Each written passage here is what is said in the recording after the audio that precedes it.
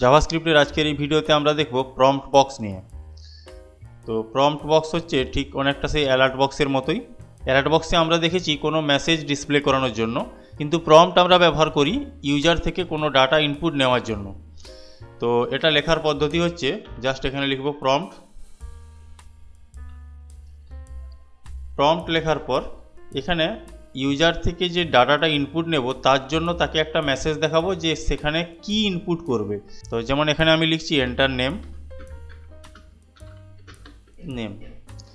এইটা লেখার পর আমি যখনই সেভ করে রিলোড করব তখন দেখতে পারবো এইখানে একটা মেসেজ আসবে, this page say enter name.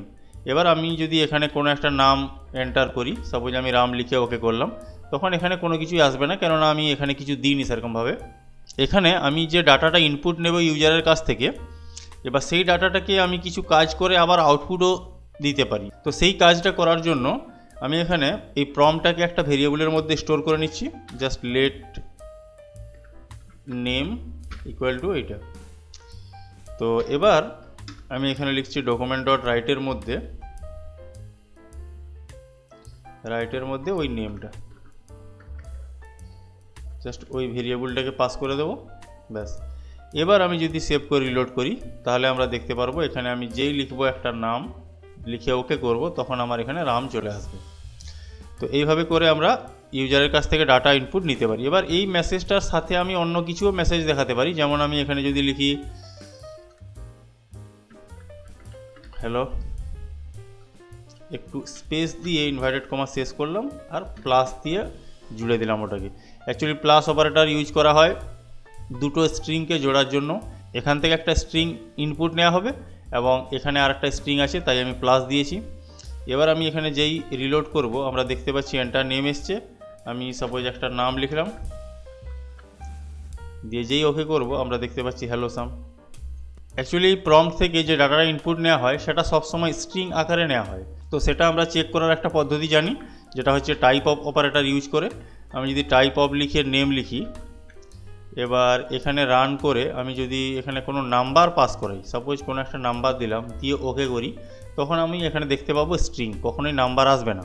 কিন্তু যদি আমি এখানে নাম্বারই চাই, যে এখানে নাম্বার নিয়ে আমি কিছু কাজ করতে চাই, অর্থাৎ দুটো নাম্বারকে আমি ইনপুট নিয়ে তাদের যোগ করে দেখাবো, তো এইরকম ধরনের কাজের ক্ষেত্রে আমরা প্রম্পটকে ব্যবহার করতে হলে আর একটা ফাংশান ইউজ করতে হয়। তো সেটা আমি প্র্যাকটিক্যালি দেখাই। যেমন আমি যদি এখানে লিখি এ এন্টার ফার্স্ট নাম্বার, আবার একইটাকে কপি পেস্ট করে দিচ্ছি সেকেন্ড নাম্বার, এবার এখানে বি লিখলাম আর সির মধ্যে আমি জুড়ে দেব এ প্লাস বি।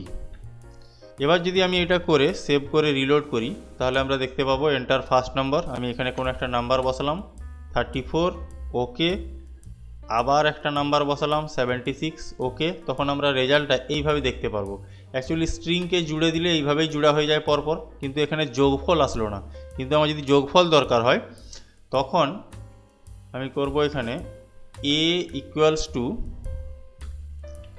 পার্স আইএনটি, এটা একটা ফাংশান রয়েছে, এই পার্স আইএনটি এ, অর্থাৎ এর ডাটা টাইপকে আমি বদলে আইএনটি করে দিলাম। এই পদ্ধতিতে এই পার্স আইএনটি ব্যবহার করে আমরা ডাটা টাইপ পরিবর্তন করতে পারি। তো এটাকে কপি করে আমি পেস্ট করি, আবার এখানে বি করে দিলাম।